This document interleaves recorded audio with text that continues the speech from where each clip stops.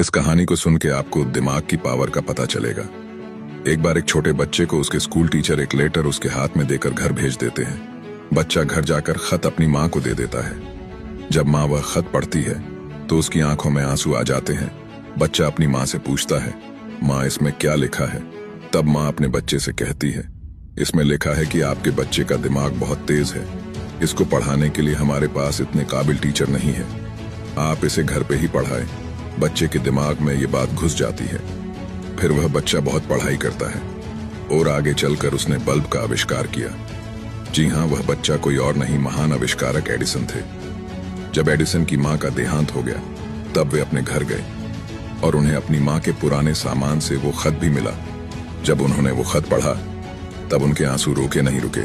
उस खत में लिखा था, आपका बच्चा दिमाग से बहुत कमजोर है, हम इसे स्कूल में नहीं पढ़ा सकते।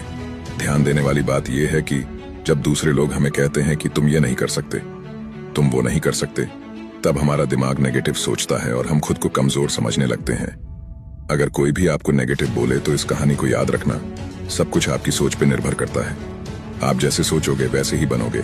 शेयर करो अपने सभी दोस्तों में।